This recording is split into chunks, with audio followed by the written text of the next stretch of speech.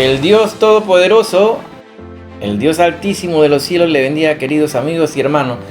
Aquí estamos una vez más, su hermano Sony, con una enseñanza de la Sagrada Escritura. Saludos a todos los hermanos que están en sus hogares, que se reúnen cada domingo a estudiar y escudriñar la Sagrada Escritura juntamente con nosotros. Un saludo de parte de la Iglesia Evangélica La Vida Verdadera, desde Panamá a todos aquellos hermanos de Norteamérica, de Suramérica, Centroamérica y las islas del Caribe. Así que un saludo a todos ellos, hermanos. Pongamos atención. Esta es la secuencia del estudio, que un libro muy interesante, es uno de los libros más importantes que el Señor nos ha dado, que es el libro del Apocalipsis. Hoy estamos en la edición número 15, en el 15º capítulo de este estudio de Apocalipsis, la revelación de Jesucristo. Así que recuerda que este es un canal que es un canal sin fines de lucro. No lucramos con la palabra de Dios. El único interés que tenemos es que la palabra te llegue a ti en forma literal, sin adulterarla, sin dar malas interpretaciones. Pues de este libro se ha hablado mucho, de las profecías de los últimos tiempos. Pues es un libro que tiene que ser contextualizado juntamente con los demás libros del canon bíblico. Es importante estudiarlo en conjunto con el libro de Daniel, Isaías y todos los profetas que aparecen en la Sagrada Escritura. Así que pongamos atención, hermano. Espero que todos estemos bien en los hogares y nos estemos cuidando, siempre guardando y respetando las leyes de las autoridades de nuestros países. Así que, hermano, nunca dejando de estudiar y escudriñar la palabra de Dios, porque de eso sí no podemos parar, hermano. Aunque sea en nuestros hogares, hay que escudriñar, hay que leer, hay que estar orando sin cesar y estar velando. No hay excusa, hermano, de que no busque de Dios y que no lea y no te nutras de la palabra de Dios, porque es el momento que somos probados como verdaderos cristianos. Así que pongamos atención ahí en nuestros hogares. Abre tu Biblia y vamos a nuestro libro de apuntes. Recuerda que si ingresas tarde al programa, puedes esperar que finalice el mismo y a continuación puedes repasarlo en varias ocasiones. Incluso puedes descargarlo. Recuerda que esto es gratis, hermano. Aquí no vendemos nada. Aquí nos interesa que tú nada más que recibas la palabra de Dios. Comencemos en nuestro estudio. En el estudio anterior estuvimos hablando sobre aquella pregunta que se hace de parte de uno de los ancianos a ese grupo vestido de ropas blancas. Esta pregunta va dirigida a Juan, descartando de esta manera que los ancianos sean parte de la iglesia. El anciano pregunta a Juan respecto a la identidad y procedencia de la multitud, precisamente para poner de manifiesto la ignorancia de Juan al respecto. Por algo se hace la pregunta. Es una pregunta que da una aclaración. El anciano pregunta para hacernos ver a nosotros que Juan no sabe quiénes son los de la multitud ni de dónde vienen. Juan reconoce su ignorancia respecto a la identidad y procedencia de la multitud, al cual, al no responder lo que el anciano le preguntó y decir en cambio, Señor, tú no sabes. Entonces eso es importante y que tomemos nota. ¿Por qué no nos hacemos de nuevo las siguientes preguntas? ¿Acaso desconocería Juan a la iglesia siendo que es miembro de la misma? Pregunta número 2. ¿Acaso desconocería Juan a la iglesia siendo que es una de las columnas principales de la iglesia, según lo establece así el libro de Gálatas 2:9? ¿O acaso desconocería Juan a la iglesia siendo que es parte de su cimiento según lo establece así Efesios 2:20. Sin duda alguna se impone una respuesta aquí que es no. Este argumento de que la multitud no es la iglesia es confirmada además por la información que el anciano le proporciona a Juan cuando éste reconoce su ignorancia al respecto. El anciano dice dos cosas de vital importancia sobre esta multitud. Dos cosas. Anótalo. Número uno. El que está conformada por salvo. Este grupo está conformado por salvo. Y así dice: han lavado sus ropas y las han emblanquecido en la sangre del Cordero. Número dos. Que han muerto durante la tribulación. Estos son los que han salido de la gran tribulación, así dice la palabra de Dios. Entonces estamos viendo aquí que el anciano establece estas dos cosas de vital importancia sobre esa multitud. Han salido de la gran tribulación. Y los que han lavado sus ropas, las han emblanquecido en la sangre del Cordero. Leamos así como dice el libro de Apocalipsis. En su capítulo 7, vamos al verso 13 al 17. Entonces, uno de los ancianos habló diciéndome: estos que están vestidos de ropas blancas, ¿quiénes son? ¿Y de dónde han venido?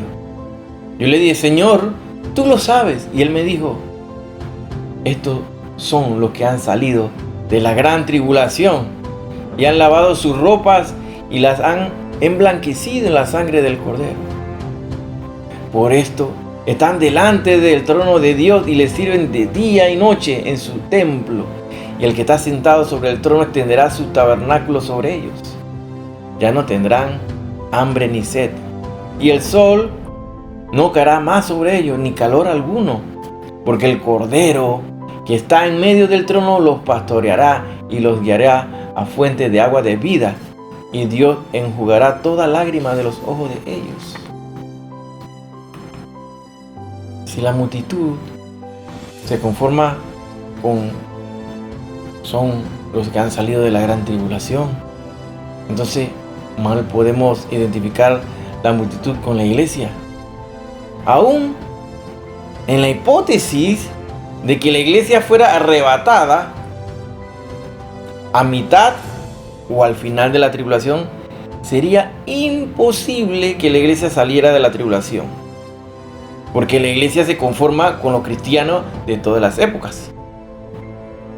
Evidentemente la expresión son los que han salido de la gran tribulación nunca podría comprender a los cristianos ya muertos. De lo que hemos analizado anteriormente, podemos concluir que la salvación aún será posible luego del arrebatamiento de la iglesia. Ponme atención.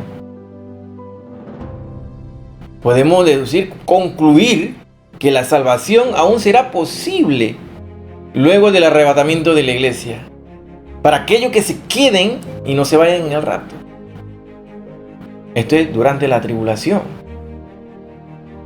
Es a estos salvos a los que se refiere Apocalipsis 24 cuando dice: y vi las almas de los decapitados por causa del testimonio de Jesús. Estamos en Apocalipsis 24. Y por la palabra de Dios, y los que no habían adorado a la bestia ni a su imagen, y que no recibieron la marca en su frente ni en sus manos. Evidentemente, y como surge del pasaje, durante la tribulación, la salvación tendrá una consecuencia que ahora no tiene: la persecución y la muerte física.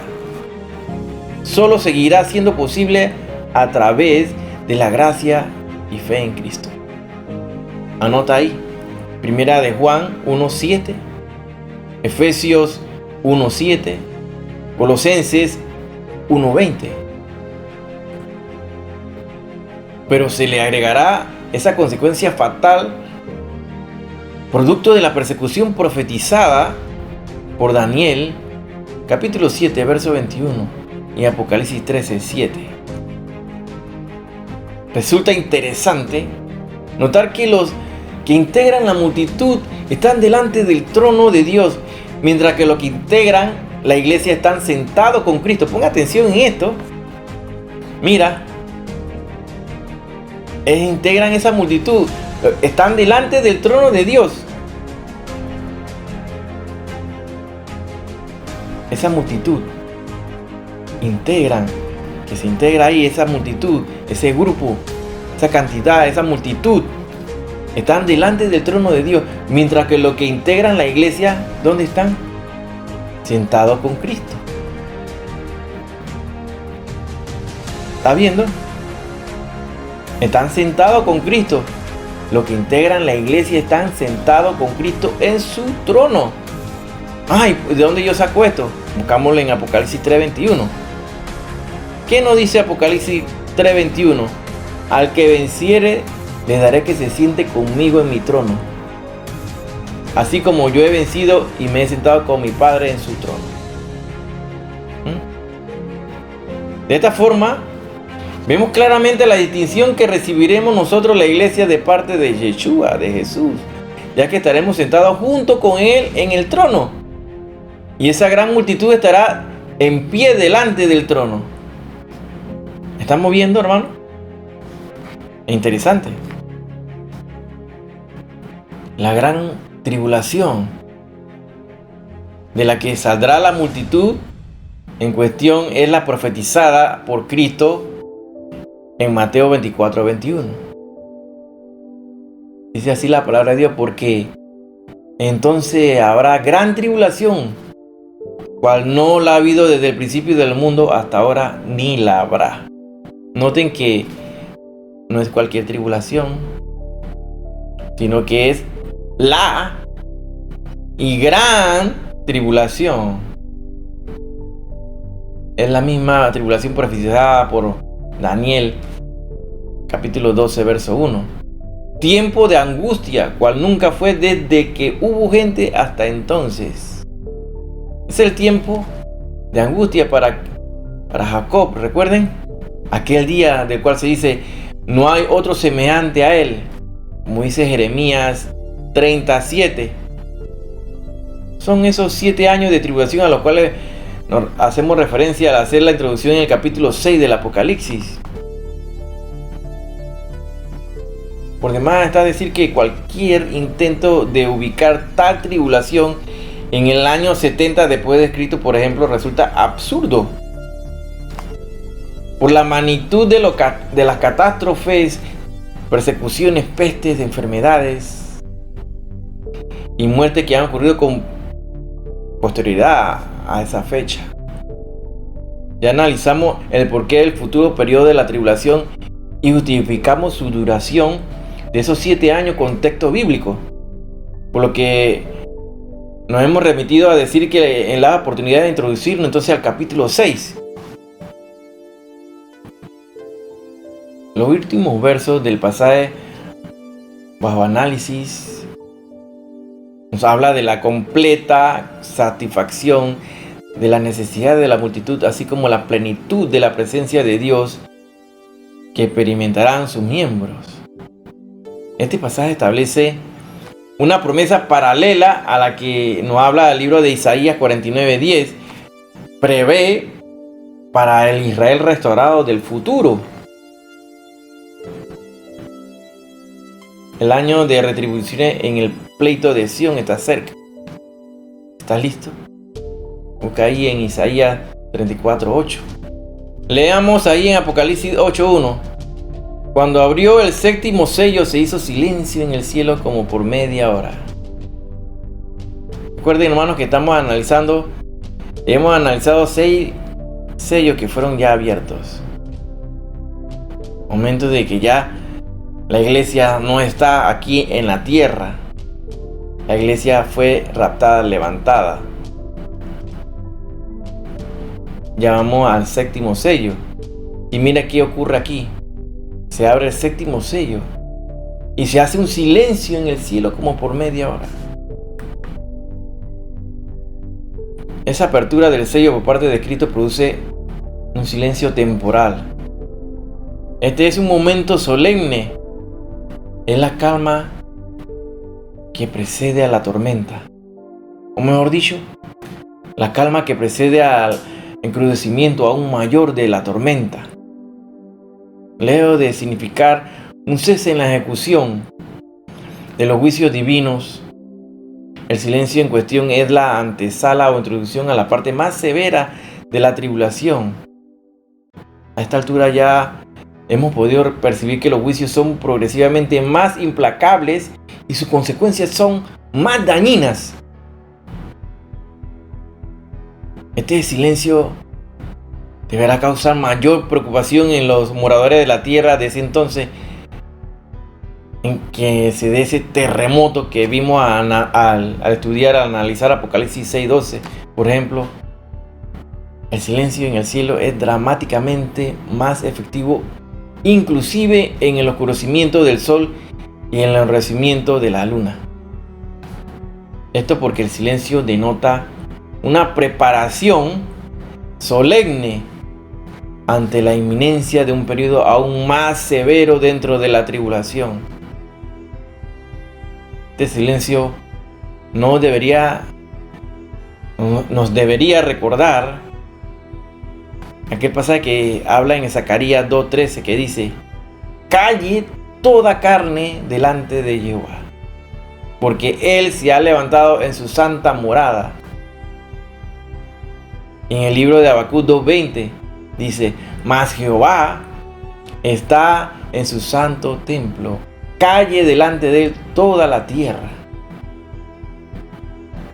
Si bien estos pasajes antes citados son una especie de invitación u orden dirigida a la tierra y el silencio que estamos considerando es en el cielo, bien podemos igualmente relacionarlos con Apocalipsis 8:1, por cuanto la razón para el silencio es la misma: Dios juzgando. Dios juzgando. Hemos visto solo la punta del iceberg, quedando aún por suceder eventos mundiales de una magnitud nunca antes jamás vista sobre la faz de la tierra, así como lo dio Cristo. Habrá entonces gran tribulación, cual no la ha habido desde el principio del mundo hasta ahora, ni la habrá. Mateo 24:21. Y en Daniel: será tiempo de angustia cual nunca fue desde que hubo gente hasta entonces. Daniel 12, verso 1. Y Jeremías 37 dice: aun cuán grande es aquel día, tanto que no otro hay semejante a él. No hay otro día semejante a él. No. Cuán grande es aquel día, tanto que no hay otro semejante a él. Jeremías 37. En Apocalipsis 8:2 dice así: y vi a los 7 ángeles que estaban en pie delante de Dios, y se le dieron 7 trompetas. Hasta aquí, hermano, ya pasamos los 7 sellos. Vimos ese gran silencio que se produce, como por media hora. ¿Y qué ocurre en ese momento? Dios está juzgando.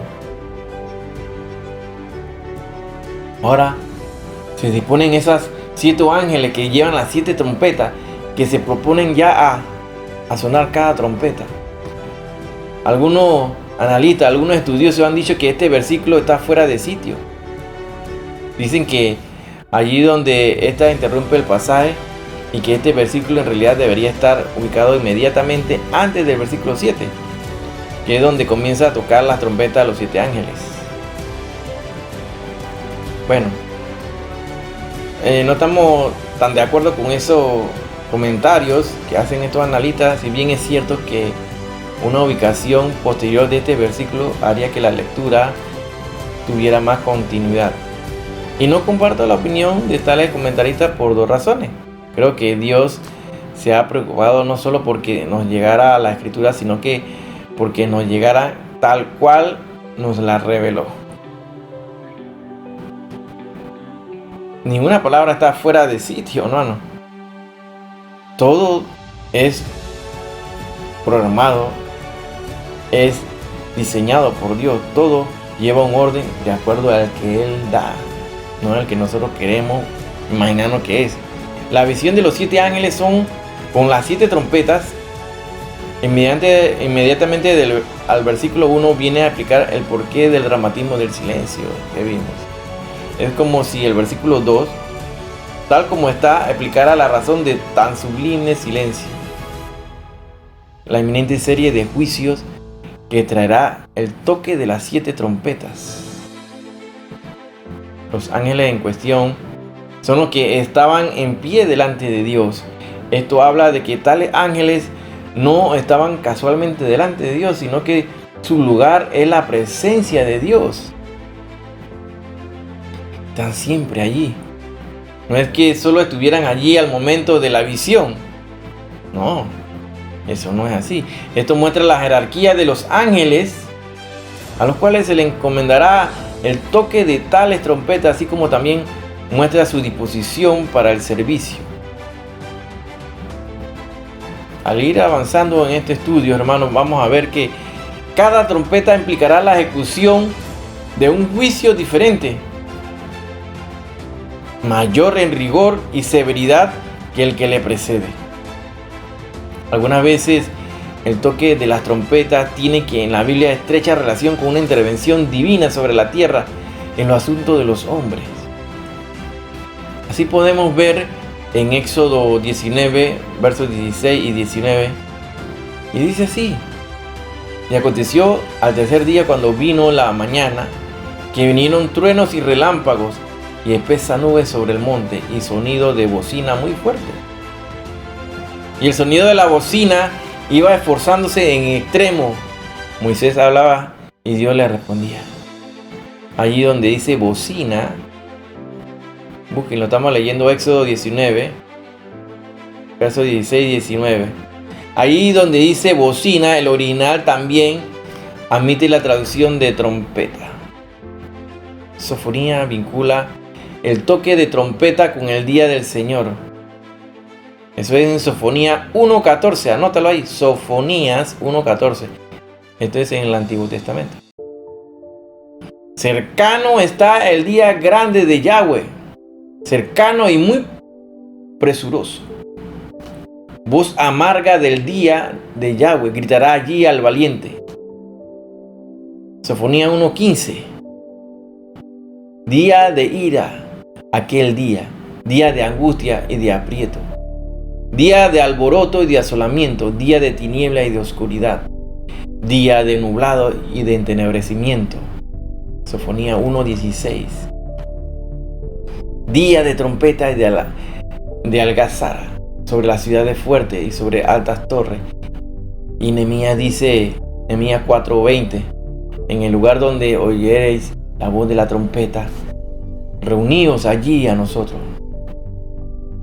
Nuestro Dios peleará por nosotros. Y Jeremías nos hace notar la conexión entre la trompeta y angustia. Jeremías 4:19 dice así: mis entrañas, me duelen las telas de mi corazón ruge dentro de mí, no callaré, porque voz de trompeta has oído, oh alma mía, pregón de guerra. Jeremías 4:21, ¿hasta cuándo tengo que beber bandera? Tengo de oír voz de trompeta. Y quizá el pasaje más apropiado para conectar la tribulación con el toque de trompeta es Joel 2:1. Tocad trompeta en Sión, pregonad en mi santo monte, tiemblen todos los moradores de la tierra, porque viene el día de Yahweh, porque está cercano.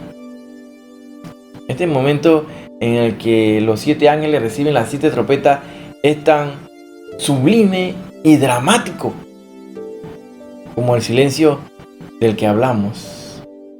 En Apocalipsis 8, del 3 al 6, así dice la palabra de Dios. Otro ángel vino entonces y se paró ante el altar con un incensario de oro, y se le dio mucho incienso para añadirlo a las oraciones de todos los santos sobre el altar de oro que estaban delante del trono. el humo del incienso con las oraciones de los santos subió de la mano del ángel a la presencia de Dios. Y el ángel tomó el incensario, lo llenó de fuego del altar y lo arrojó a la tierra. Y hubo truenos, voces, relámpagos y un terremoto. Los 7 ángeles que tenían las 7 trompetas se dispusieron a tocarlas. Este pasaje presenta algunas claves que permiten confirmar que este periodo de la tribulación está fuertemente marcado por un trato especial de Dios con Israel. Como ya vimos antes, noten por favor que el pasaje menciona un altar de oro, un incensario, incienso, trompetas. Todos estos elementos son propios del Antiguo Testamento y están allí mencionados precisamente para hacer notar la fuerte conexión del periodo bajo consideración con el pueblo de Israel. El altar es un elemento propio del Viejo Testamento y del ritual del Viejo Pacto. Anota ahí Éxodo 24, Éxodo 29:37, Levítico 1:15, Número 4:11, Segunda de Samuel 24:25 y hay otra más. Y sobre ese altar, dice la palabra de Dios, ese altar de oro del Antiguo Testamento se ofrecía incienso.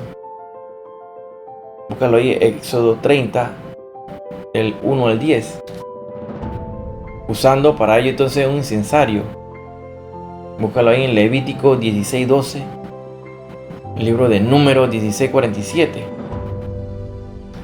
Y las trompetas son también un claro elemento utilizado en el Antiguo Testamento, solo que relacionadas con el juicio. Por ejemplo, podemos buscar ahí en el libro de Oseas, capítulo 8, verso 1. Y solamente en este pasaje encontramos elementos típicos del Antiguo Testamento, sino que Apocalipsis abunda en mencionarlos a lo largo de toda la revelación, como si la propia profecía quisiera advertirnos del estrecho vínculo de ese periodo con el pueblo de Israel. Por ejemplo, el arca se menciona en Apocalipsis 11:19. El altar, busca ahí en Apocalipsis 6:9, Apocalipsis 8:3, Apocalipsis 9:13, Apocalipsis 14:18. El incienso, puedes buscarlo ahí en Apocalipsis 5:8, Apocalipsis 8:4. Las copas en Apocalipsis 15, verso 7, Apocalipsis 17:1. Y así, hermano, vamos a ver todas estas referencias bíblicas. Espero que vayas anotando todo esto, hermano, porque a la mente no se lo puedes dejar todo. Tienes que irlo anotando. Recuerda tu lápiz y tu libro de apuntes. El ángel en cuestión añade incienso a las oraciones de los santos que ya habíamos visto al analizar Apocalipsis 5:8. Revelaciones 5:8, cuando hubo tomado el libro, los 4 seres vivientes y los 24 ancianos se postraron delante del Cordero. Todos tenían arpas y copas de oro llenas de incienso, dice la palabra de Dios, que son las oraciones de los santos. En Salmo 141:2, suba mi oración delante de ti como el incienso, el don de mis manos como la ofrenda de la tarde. Así dice el libro de Salmos. Ya hablamos del Salmo 141:2, pero resulta pertinente volverlo a citar para entender el significado de estas oraciones en la revelación. Dice el pasaje: suba mi oración delante de ti como el incienso, el don de mis manos como la ofrenda de la tarde.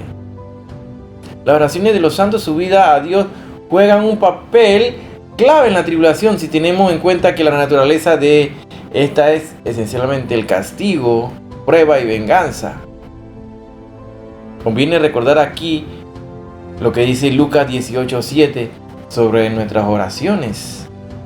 ¿Y acaso Dios no hará justicia a sus escogidos que claman a Él día y noche?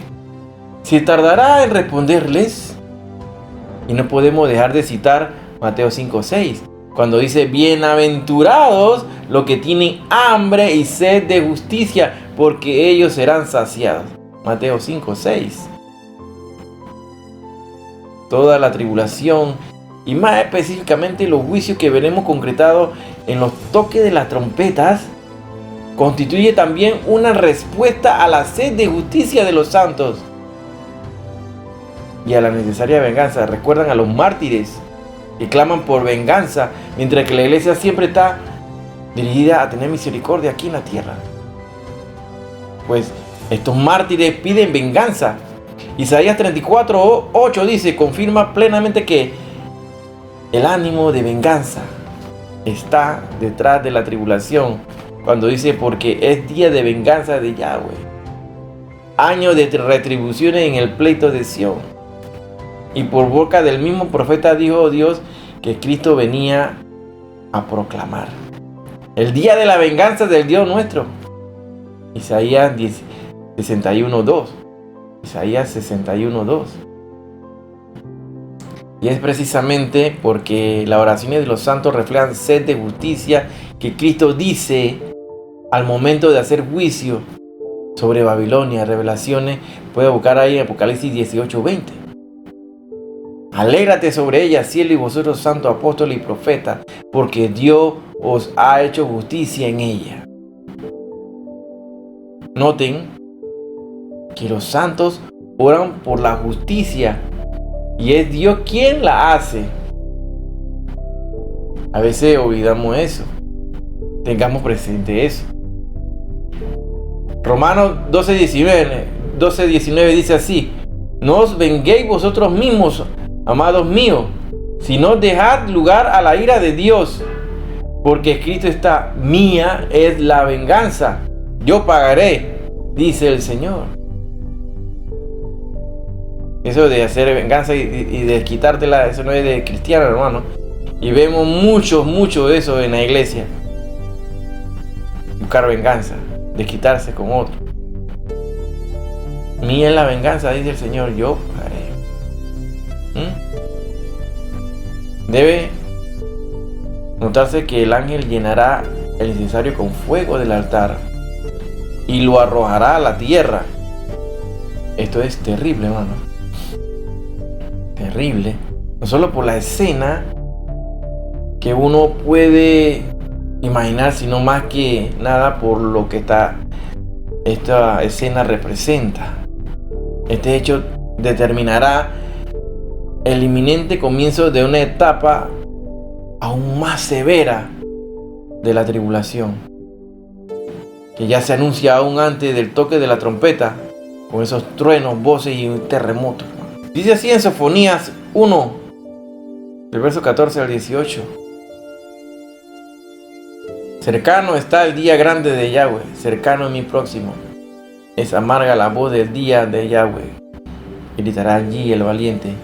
Día de ira, aquel día de angustia y de aprieto, día de alboroto y de asolamiento, día de tiniebla y de oscuridad, día de nublado y de entenebrecimiento, día de trompeta y de algazara sobre las ciudades fortificadas y sobre las altas torres.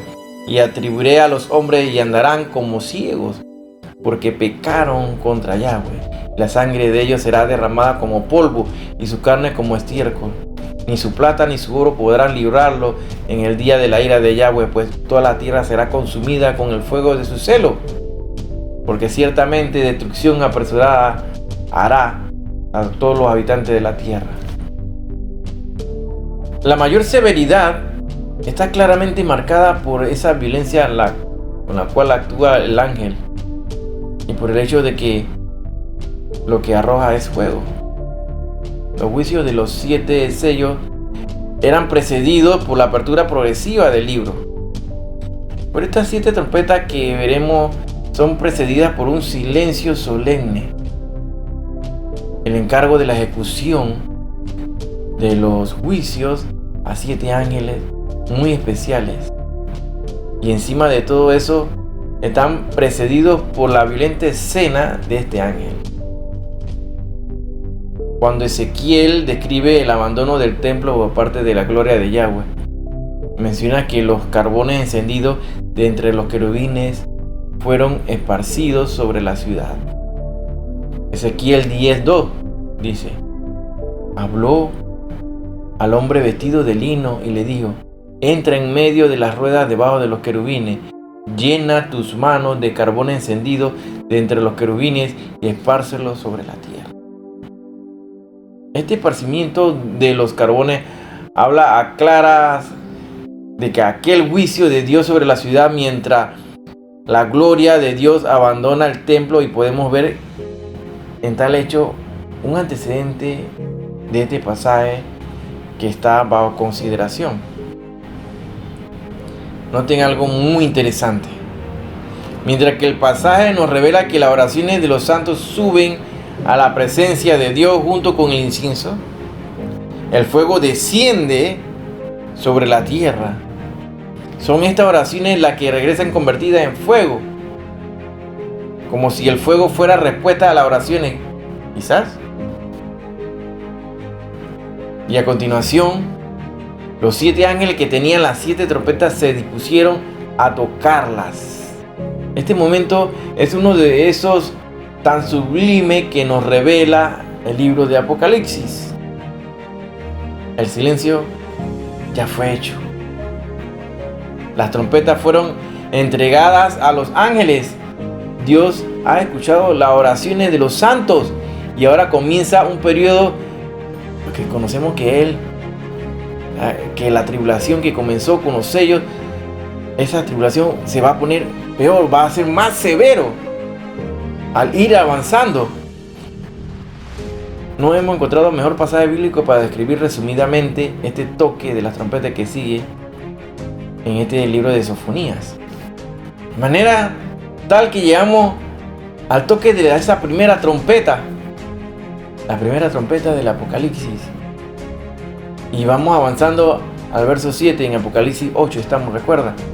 El primer ángel tocó la trompeta y hubo granizo y fuego mezclado con sangre que fueron lanzados sobre la tierra.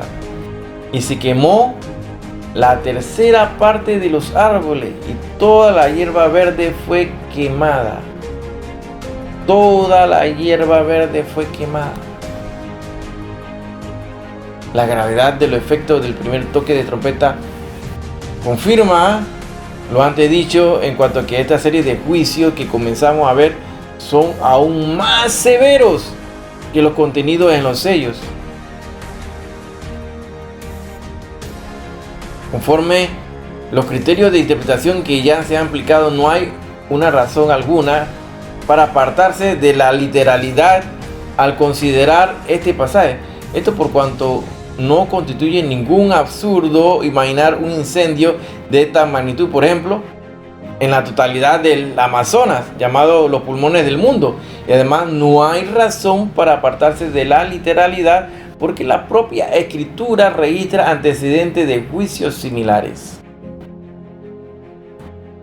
Dios hizo llover azufre y fuego sobre Sodoma y Gomorra.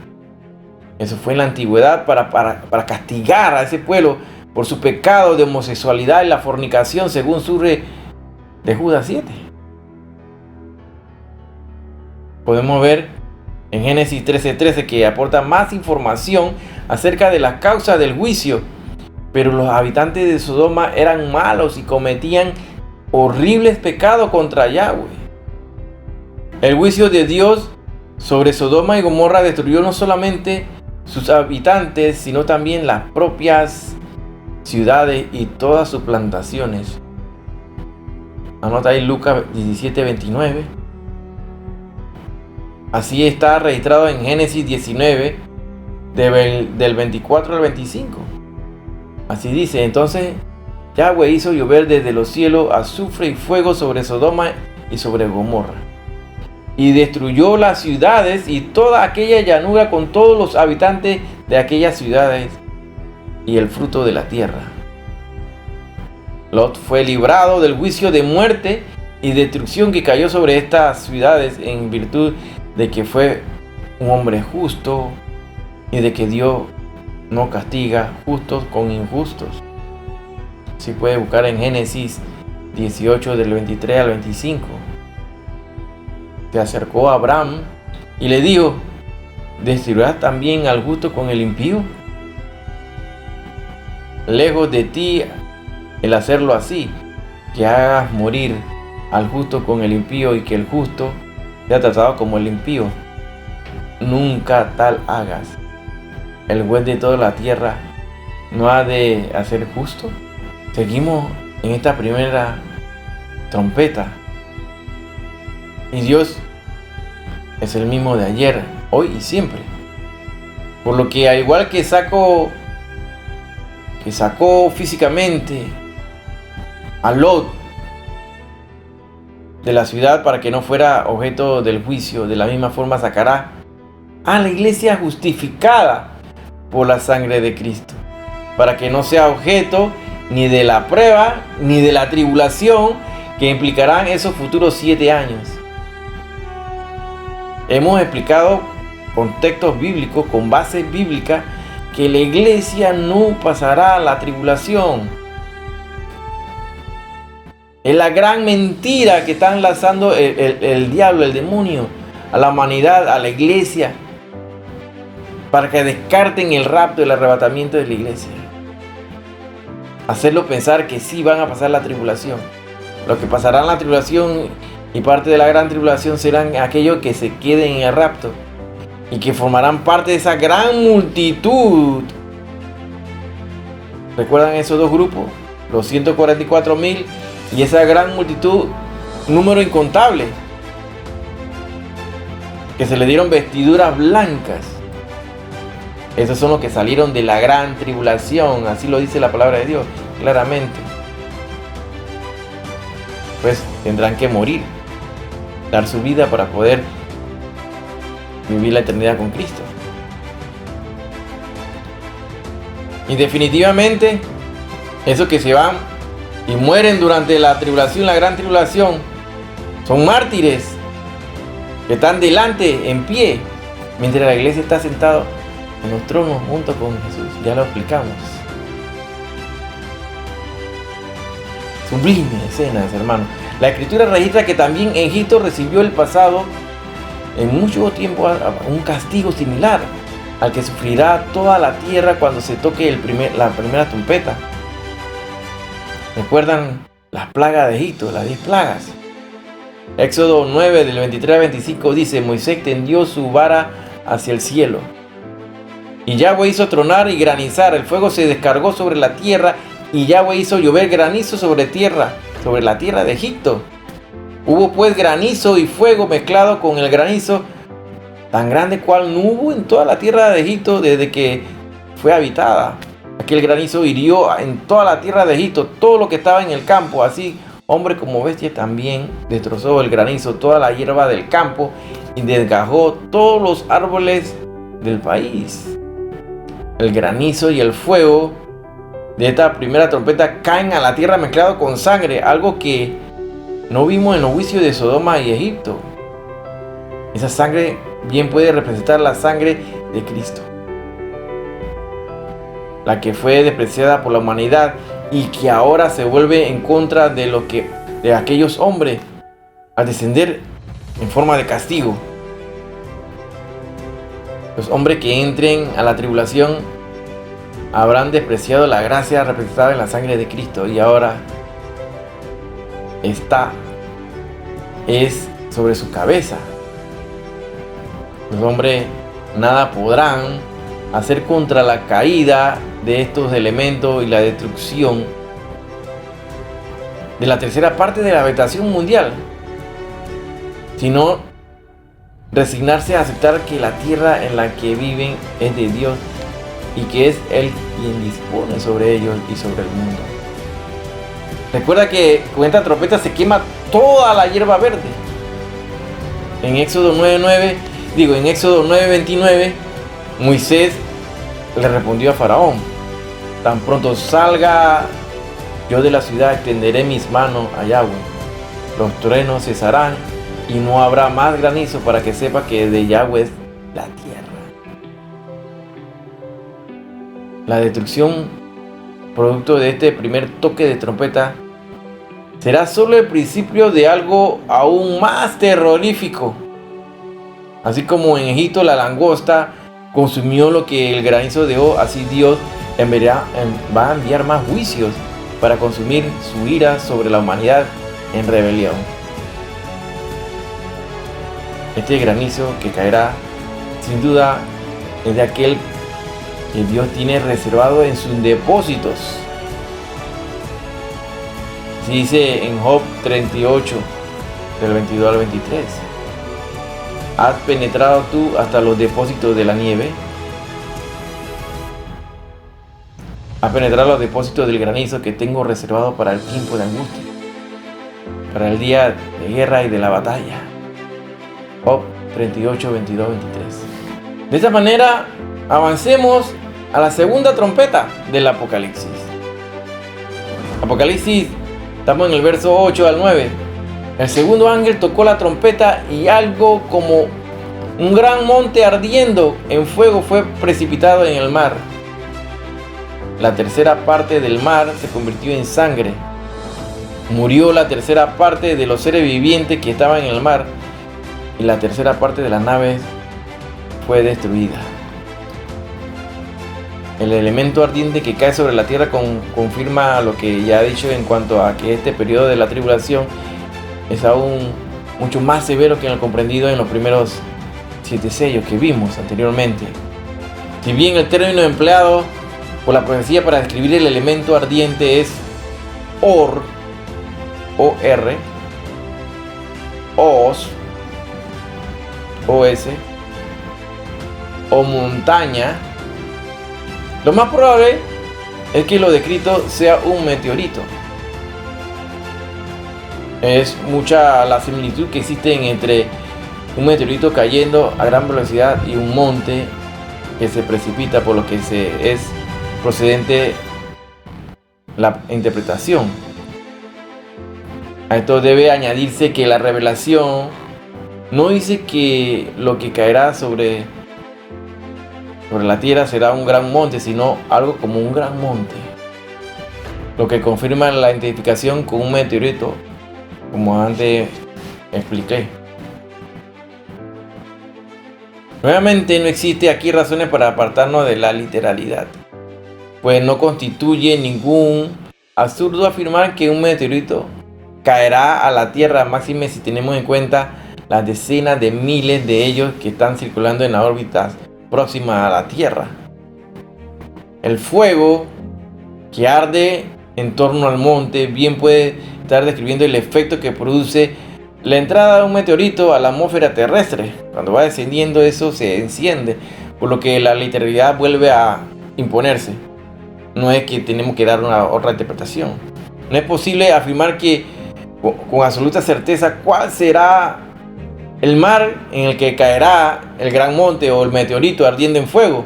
Sin embargo, si partimos de la base de que será en la zona del mar Mediterráneo donde se estarán desarrollando los eventos políticos con relieve profético, entonces bien podríamos afirmar que eso será el mar afectado por la profecía. Recuerda que la historia comenzó allá en Medio Oriente, allá va a terminar la historia. Debemos notar que el meteorito será precipitado en el mar. El original griego es Baal. Baal-lo. B-A-L-L-O. Baal-lo. Y denota violencia en la acción. En el mismo verbo utilizado en Apocalipsis 8:7, cuando se dice que granizo y fuego mezclado con sangre que fueron lanzados, ahí está la palabra Baal-lo, sobre la tierra. Y también es el mismo verbo utilizado en Apocalipsis 8:5 para decir: y el ángel tomó el incensario, lo llenó de fuego del altar y lo arrojó a la tierra. Ese arrojo es Baal-lo. Esto habla a la clase de la violencia que será un denominador común en los eventos apocalípticos que observaremos de aquí en adelante. La tercera parte del mar será efectivamente transformada en sangre. No hablamos aquí de que el agua se parecerá a la sangre, sino que se volverá literalmente. No hablamos que se va a parecer, sino que será literalmente convertida en sangre. La palabra griega que se traduce como convirtió es ginomai, G-I-N-O-M-A-I, ginomai. Y literalmente significa venir a ser, pasar a ser, terminar siendo, ser transformada. Todo lo cual habla de una verdadera transformación del agua. No es que se va a parecer en sangre, se convertirá en sangre. Esto aquí es literal. La conversión del mar en sangre y la muerte de los peces nos lleva nuevamente en la memoria a los tiempos de Israel. Éxodo 7:20. Moisés y Aarón hicieron como le mandó Yahweh, alzando la vara, golpeó las aguas que había en el río en presencia del faraón y de sus siervos, y todas las aguas que había en el río se convirtieron en sangre. Éxodo 7:21. Asimismo, los peces que había en el río murieron, el río se corrompió, tanto que los egipcios no podían beber de él, y hubo sangre por toda la tierra de Egipto. Nuevamente debo hacer notar aquí que la constante referencia y memoria que la profecía apocalíptica hace del Antiguo Testamento y de los tiempos del Israel antiguo aclara de la íntima conexión que existe entre este periodo de la tribulación y esa nación de Israel. No resulta difícil adelantar que a pesar de lo catastrófico del evento, los hombres seguirán con su corazón endurecidos. Similar, igual que hizo Faraón. Busca ahí Éxodo 7:22. Pero los hechiceros de Egipto hicieron lo mismo con sus encantamientos, dice. Así que el corazón del Faraón se endureció y no los escuchó como lo había dicho Yahweh. Éxodo 7:23. El Faraón se volvió y regresó a sus casas sin prestar atención tampoco a esto. Muchos adoptarán idéntica actitud, idéntica posición, esa actitud que manifestó Faraón, dejando pasar así una vez más la oportunidad que brinda Dios en su misericordia para volverse a él. Apocalipsis 9:20 confirma esto al decir en relación a estos juicios que más adelante veremos como los demás hombres, los que no fueron muertos con esta plaga, ni aun así se arrepintieron de las obras de sus manos. Entre los efectos de la caída del meteorito o la gran montaña ardiendo en fuego está el de la destrucción de la tercera parte de las naves. No resulta difícil imaginarse tal consecuencia si se tienen en cuenta las grandes olas que producirá la caída de ese elemento, pues será un mega tsunami que se va a provocar. Claro que sí, van a desaparecer una tercera parte de la nave en los mares. Sofonías, cuando describe el día del Señor, menciona la destrucción de los peces del mar, y precisamente esta profecía de Apocalipsis 8, del 8 al 9, colabora en gran manera el cumplimiento dado por el profeta veterotestamentario, Sofonía 1:3. Destruiré, dice, destruiré hombres y bestias, destruiré las aves del cielo y los peces del mar. Sofonía 1:3. Hasta aquí, hermanos, hemos analizado el momento, ese silencio que se dio en el cielo. Ese silencio por media hora. Y hemos analizado la apertura de las dos primeras trompetas. Cada juicio que viene en la tierra, al ir avanzando en la cronología,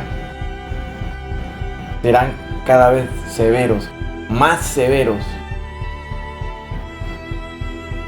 Vemos una primera trompeta donde la vegetación es afectada en gran manera, donde la hierba verde desaparece, donde incluso los científicos de la NASA, mediante sus predicciones y de trayectoria y órbita de estos meteoritos, tratan de manifestar su preocupación de que seremos colisionados por un meteorito gigantesco en algún momento. Se ha hablado en ocasiones del planeta Nibiru, del planeta Hercóbulos, que afecta el electromagnetismo de la Tierra. Es claro que los científicos están tratando de ver cosas que la iglesia no está viendo, pues todo está descrito en la Sagrada Escritura. Se habla de ese meteorito, ese ajenjo, que vamos a analizar más adelante, que contaminará las aguas dulces, adelantándole un poquito más de los desastres y de la tribulación y la gran tribulación que va a vivir la humanidad. ¿Qué nos queda a nosotros, hermanos? Prepararnos para irnos en el rapto, porque la iglesia no está hecho para la ira, ni pues que pase la ira, el tiempo de la tribulación. La angustia de Jacob era que va a pasar el pueblo de Israel, los que queden al final. Es importante, hermano, que estemos claros que el rapto y el arrebatamiento es algo que es real y que pronto va a ocurrir. Estamos siendo advertidos de que estamos siendo invadidos por extraterrestres. Muchos lo toman a broma, pero estos son seres malignos, demonios, que invadirán en su momento a la tierra, como vamos a ver en los estudios que siguen. Espero que no pierdan la secuencia, hermano, que sigan la secuencia de este estudio para estar clarito en todos estos eventos que están por darse. Claro que estamos viviendo en esa parte entre los capítulos 2 y 3 de Apocalipsis. Todavía estamos en esa parte, hermano. Estamos al punto de terminar el capítulo 3 de Apocalipsis en el tiempo real, el tiempo de la gracia de Dios. Es el tiempo de la iglesia que está a punto de culminar, donde ya estamos entrando al cambio de milenio. Se van a completar los 6.000 años del hombre en la humanidad, aquí en la tierra, donde faltan cumplirse esos 7 años que habla la Biblia, que es la tribulación y la gran tribulación, esos 7 años que habla Daniel capítulo 9, la semana 70, solamente falta esa semana, que son esos 7 años, la gran tribulación. Preparemos, hermanos, ¿a qué grupo tú vas a pertenecer? ¿A los que nos vamos en el rapto o los que se van a quedar después del rapto? Sabiendo todo lo que le espera a la humanidad y la persecución que van a sufrir a los que se queden. Pues la iglesia estaremos sentados allá con Jesús en el trono. Vamos a estar con Yahweh, vamos a estar con Yeshua, con Jesús. Así que preparémonos, hermanos. Estamos en los tiempos proféticos más calientes que podemos describir. El libro, la Sagrada Escritura. Estamos viviendo los tiempos proféticos más calientes, de cumplimiento, donde tenemos que estar velando día y noche, preparándonos, porque el galardón, nuestra redención está por darse, hermano. Así que, hermano, hasta aquí este estudio. No se pierdan el siguiente capítulo, hermano. El siguiente capítulo seguimos la secuencia de este libro, y para que ya no exista ningún tipo de excusa para el pueblo de Dios. Busquémonos, reunámonos, estudiemos la Sagrada Escritura todos los días, no solamente los domingos, pero hermano, fortaleceos en la palabra de Dios. Ahí está nuestra fuerza, nuestra fe, nuestra confianza. Toda nuestra confianza está allí, en la palabra escrita en la Sagrada Escritura, que ahí está el Espíritu de Dios. Es Espíritu y es vida, recuerda. Así que, hermanos, Shalom Alejem. Nos vemos la próxima semana. Y si Cristo no ha venido.